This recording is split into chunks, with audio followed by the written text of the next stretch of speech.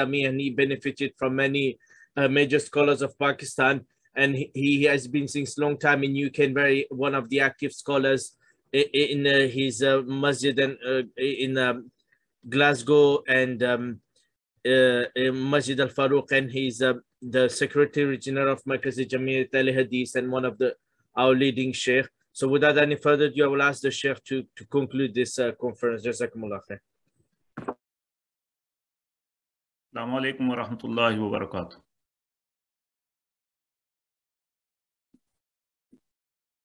Assalamu alaikum. Wa alaikum salam. Ji, we can hear you, sheikh. Okay, jazakallah khair. Inna alhamdulillah wa salatu wa salamu ala rasulillah. قال الله تبارك وتعالى في القرآن المجيد والفرقان الحميد يا أيها الذين آمنوا أطيعوا الله وأطيعوا الرسول وأولي الأمر منكم فإن تنازعتم في شيء فردوه إلى الله والرسول.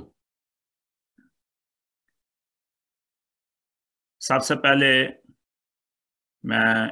مسجد الاخلاص کیمبرج کے منتظمین کو دل کی گہرائیوں سے مبارکباد پیش کرتا ہوں اور دعا گو ہوں کہ اللہ تعالیٰ ان کی دینی جتنی بھی نشاطات ہیں، جتنی بھی یہ محنت کر رہے ہیں، ان کو قبول و منظور فرمائے. اور آج کی کانفرنس انہی نشاطات کا ایک حصہ ہے. سب سے پہلے اللہ تعالیٰ کی حمد و ثنا اور اس کے بعد نبی کریم صلی اللہ علیہ وسلم کی ذات اقدس پہ درود و سلام بے حد و بے حساب. محترم سامعین، دنیا کے کسی بھی حصے میں آپ جو سن رہے ہیں، ماشاءاللہ صبح سے اب رات کے 10 بجے تک UK میں یہ کانفرنس جاری تھی جس کا عنوان تھا اسلام یا قرآن و سنت، قرآن و حدیث. اور اس پہ مختلف اسکالر کی آپ نے ماشاءاللہ خطابات اور تقاریر سنی، جس میں تفسیر کے حوالے سے، حدیث کے حوالے سے اور قرآن و سنت کے حوالے سے، فقہ کے حوالے سے سیر حاصل گفتگو کی. میں نے صبح عدنان رشید صاحب کی چند باتیں سنی تھیں سید نذیر حسین محدث دہلوی رحمہ اللہ کے بارے میں کہ انہوں نے حدیث کیسے پڑھائی اور حدیث کو کیسے محفوظ کیا. اسی طرح بڑے بڑے اسکالر کی، اور ابھی آخر میں ہمارے ینگ اسکالر جناب شیخ عبد الباسط صاحب حافظہ اللہ نے بڑے ہی اچھے انداز میں مولانا ابوالکلام آزاد کی تفسیر کے بارے میں گفتگو کی ہے، اور کس طرح تفسیر انہوں نے لکھی اور اس میں ان کو کتنی محنتیں کرنی پڑیں. اور یہ لوگ، انہوں نے اپنی زندگیاں جو قرآن و سنت کی اشاعت و ترویج کے لیے وقف کر دی تھیں، اللہ تعالیٰ جہاں بھی یہ مدفون ہیں ان کی قبروں پر ہزاری رحمت نازل فرمائے. برادران اسلام، آج اگر دنیا میں قرآن و سنت یا قرآن اور حدیث محفوظ ہے تو یہ وہ ہستیاں ہیں جنہوں نے قرآن و سنت کی اشاعت و ترویج کے لیے قرآن کو محفوظ کیا، قرآن کی تفسیر کو محفوظ کیا، حدیث کو محفوظ کیا، نبی کریم صلی اللہ علیہ وسلم کی سیرت کو محفوظ کیا، نبی کریم صلی اللہ علیہ وسلم کی سنتوں کو محفوظ کیا. بر صغیر کی اگر بات کریں تو بر صغیر میں پہلے دو نام جو ہیں یہ جانے جاتے تھے، اہل السنہ و شیعہ، اور تیسرا نام کوئی جانا نہیں جاتا تھا. پھر آہستہ آہستہ ہمارے ہاں مختلف سیکٹ بنے، میں نام نہیں لینا چاہتا، اور اس کے بعد پھر یہ وہ لوگ جنہوں نے قرآن و سنت پر محنت کی اور قرآن اور حدیث اور تفسیر جو ہے اس کے ذریعے سے لوگوں کو اصل قرآن و سنت کی دعوت دی، ان کا ایک جو ہے وہ اجتماع ہوا یا ان کی ایک گیدرنگ ہوئی، اور انہوں نے پھر یہ نام اہل السنہ یا اہل الحدیث جن کو ہم کہتے ہیں یہ تجویز اس لیے کیا کہ لوگوں میں یہ ایک آئیڈینٹی قائم ہو جائے کہ یہی وہ لوگ ہیں جو صرف قرآن و سنت کی بات کرتے ہیں، یہی وہ لوگ ہیں جو صرف قرآن و سنت کی دعوت دیتے ہیں، اور یہی وہ لوگ ہیں جو اللہ اور اس کے رسول صلی اللہ علیہ وسلم کی جو تعلیمات ہیں ان پر من و عن عمل کرنے کی کوشش کرنے کے ساتھ ساتھ من و عن اس کی دعوت دیتے ہیں، کیونکہ اللہ سبحانہ ہوا تعالی نے ان دو چیزوں کے علاوہ کسی تیسری چیز کی ہمیں تعلیم نہیں دی ہے کہ ہم ان دو چیزوں کے علاوہ کسی تیسری چیز کو فالو کریں، جیسا کہ اللہ سبحانہ ہوا تعالیٰ نے، جو میں نے آیت کریمہ پڑھی ہے سورہ نساء کی آیت نمبر 59 ہے، اس میں فرمایا یا ایھا الذین آمنوا اطیعوا اللہ واطیعوا الرسول، اے ایمان والو اطاعت کرو اللہ اور اس کے رسول کی۔ کتنی چیزیں ہیں؟ صرف دو، اللہ اور اس کے رسول کی اطاعت کرو، وَأُولِي الْأَمْرِ مِنْكُمْ، اور تم میں سے جو اولی الامر صاحب امر بنا دیے جائیں، صاحب جو ہے اختیار بنا دیے جائیں، حاکم بنا دیے جائیں، ان کی بھی اطاعت کرو۔ لیکن فَإِن تَنَازَعْتُمْ فِي شَيْءٍ فَرُدُّوهُ إِلَى اللَّهِ وَالرَّسُولِ، اگر تمہارے درمیان اور تمہارے ارباب اختیار کے درمیان، سبا حاکم کے درمیان کسی بات پہ تنازع ہو جاتا ہے، کوئی خلاف شرع کام کرنے کا وہ حکم دے دیتا ہے، تو پھر آپ نے کیا کرنا ہے؟ پھر یہ نہیں کہنا کہ نہیں جو میں کہہ رہا ہوں وہ ٹھیک ہے، بلکہ آپ نے اپنے اختلاف کو، اپنے تنازع کو اللہ اور اس کے رسول کی عدالت میں لے کے جانا ہے۔ فَرُدُّوهُ إِلَى اللَّهِ وَالرَّسُولِ، اللہ اور اس کے رسول کے پاس لے جائیں، یا اپنی بات کو قرآن پہ پیش کرو۔ اگر آپ کی بات قرآن سے ثابت ہے تو آپ اس پہ عمل کر لو، اگر آپ کی بات قرآن سے ثابت نہیں ہے تو پھر چھوڑ دو کہ ٹھیک ہے میری بات غلط ہے، میں اللہ اور اس کے رسول کی بات کو مانوں گا۔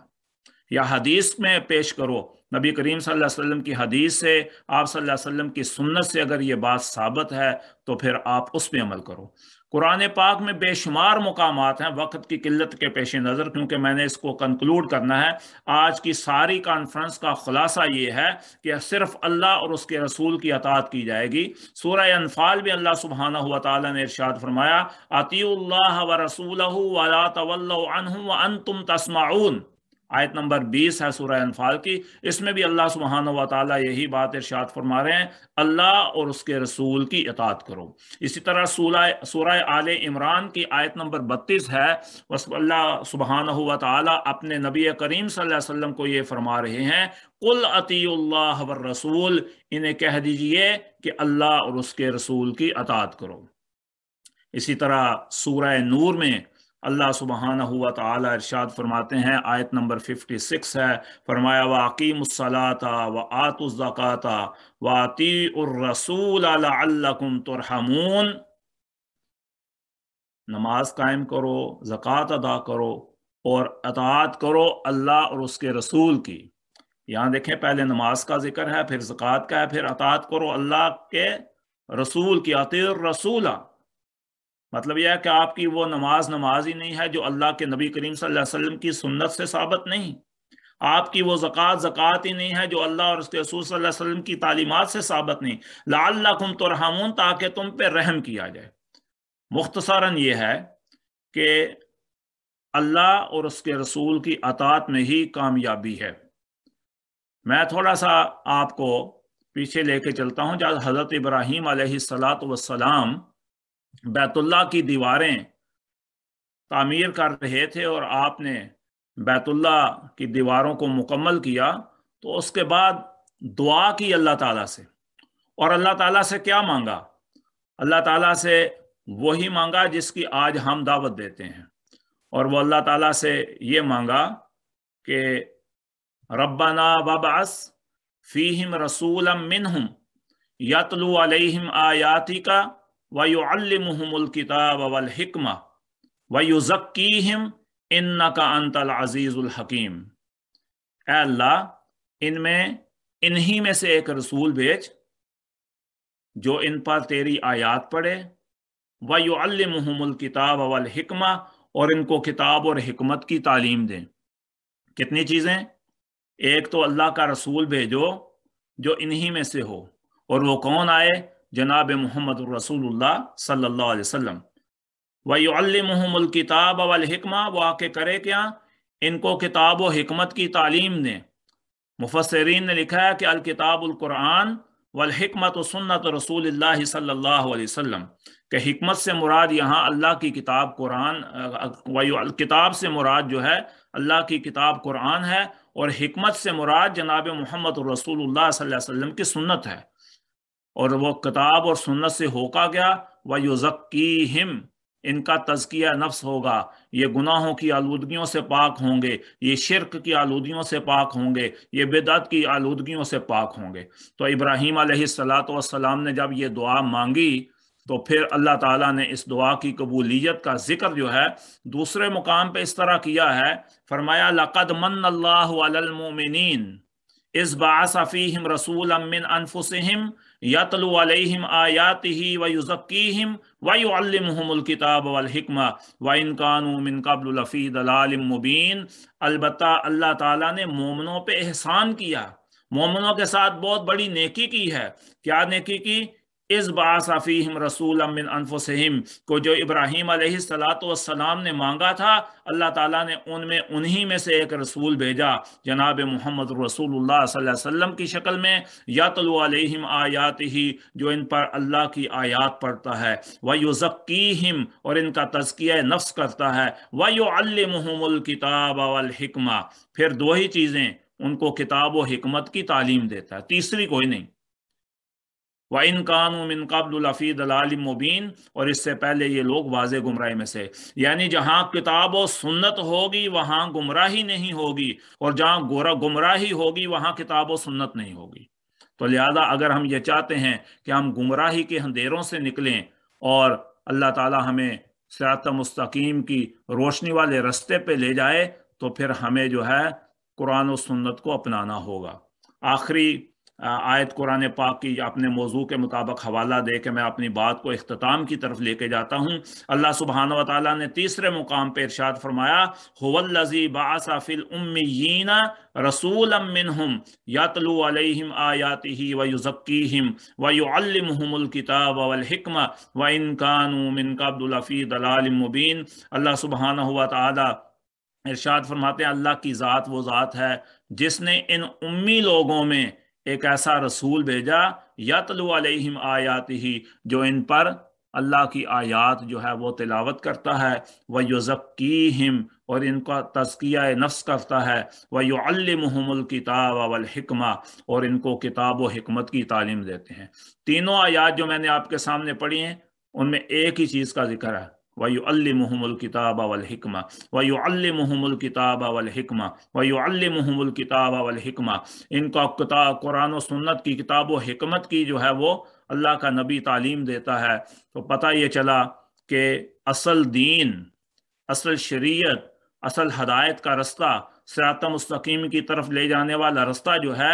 یہ قرآن و سنت کا رستہ ہے۔ اور اسی کے بارے میں جناب محمد رسول اللہ صلی اللہ علیہ وسلم ایک دفعہ تشریف فرما تھے، اور آپ صلی اللہ علیہ وسلم نے زمین کے اوپر کچھ خط کھینچے، اور ایک سیدھا جو ہے وہ خط کھینچا، اور سیدھے خط کے اوپر آپ صلی اللہ علیہ وسلم نے اپنی انگلی مبارک رکھ کر فرمایا کہ وَأَنَّ هَذَا صِرَاطِي مُسْتَقِيمًا لوگو یہ میرا سیدھا رستہ ہے، فَاتَّبِعُوهُ اس رستے کی پیروی کرنا، وَلَا تَتَّبِعُوا السُّبُلَ یہ جو راستے اس خط کے سائیڈوں پہ اطراف پر لیفٹ اور رائٹ چھوٹے چھوٹے آپ صلی اللہ علیہ وسلم نے خط کھینچے، آپ نے فرمایا وَلَا تَتَّبِعُوا السُّبُلَ ان پکڑنیوں پہ، ان چھوٹے چھوٹے رستوں میں نہ نکل جانا، یعنی ان چھوٹے چھوٹے فرقوں میں تقسیم نہ ہو جانا، یہ تمہیں گمراہی کی طرف لے جائیں گے۔ اگر آپ سیدھے رستے پہ رہو گے تو یہ میرا رستہ ہے، قرآن و سنت پہ عمل کرنے والے رہو گے تو سیدھے رستے پہ رہو گے، اللہ اور اس کے رسول صلی اللہ علیہ وسلم کی تعلیمات پر عمل کرنے والے رہو گے تو سیدھے رستے پہ رہو گے۔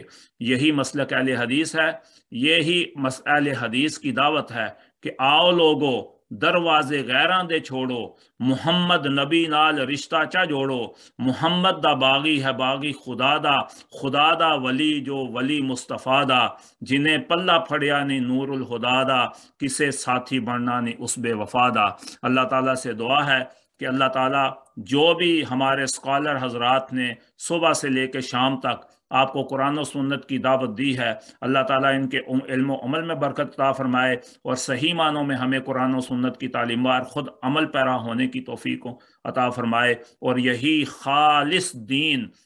ہمیں لوگوں کے سامنے پیش کرنے کی توفیق عطا فرمائے۔ آخر میں علی بھائی کا بہت شکر گزار ہوں اور ان کو مبارکباد بھی پیش کرتا ہوں کہ جنہوں نے یہ عظیم الشان کانفرنس کا انعقاد کیا. اللہ تعالیٰ ان کے علم و عمل میں برکت عطا فرمائے. سبحان ربک رب العزت عما یصفون وسلام علی المرسلین والحمد للہ رب العالمین. Jazakumullah khair, Sheikh. It was, mashallah, very beautiful talk. Mashallah, may Allah subhanahu wa ta'ala preserve you and take many other services from you. The Sheikh, I will just summarize it in few words. It was very, mashallah, beneficial speech. The Sheikh, he mentioned that he listens about the efforts of Mir Nazir Hussain Delvi, and last one about Sheikh Abul Kalam Azad. And he said that teaching Quran and Hadith, this is the way of the people of Ahl Sunnah wal Jama'ah, their methodology, which is the obedience to follow the Prophet sallallahu alaihi wasallam. The Sheikh, after he mentioned many verses of the Quran that obey Allah, obey His Messenger, the people in authority, but the obedience to the people in authority, the scholars and rulers, is only if conditioned by the obedience to Allah subhanahu wa ta'ala and to the Prophet sallallahu alaihi wasallam. And then the Sheikh, he mentioned many other verses about the importance of obedience, of ita'at of the Prophet sallallahu alaihi wasallam. And he mentioned about the hadith in which the Prophet he drew many other lines, and he said the straight line is the way of his path, and the other they're leading astray. So the Shaykh he stressed many other explanation that Prophet Ibrahim, he made dua that to send a prophet to them so he can teach them and the Quran and the wisdom, so and purify them. So all these verses the Shaykh quoted, it was all to insist that the Quran and Hadith, this is the only way for succession, this is the only way to guide all our affairs, and this is the da'wah of Ahl Hadith, to follow Quran and Hadith in all our matters and ways. So we're very thankful for the Sheikh for this beautiful reminder to summarize the da'wah of Ahl Hadith, that it is the da'wah of Quran and Hadith, teaching the Quran and Hadith, and this is what our scholars from Mir Nazir Hussain Delvi to Sheikh Abul Kalam Azad, this is what they have been doing, connecting the people not to respect imams and saints, but to tell them that the final authority is the Book of Allah and the Sunnah of the Prophet sallallahu alaihi wasallam. And I will conclude this conference on this.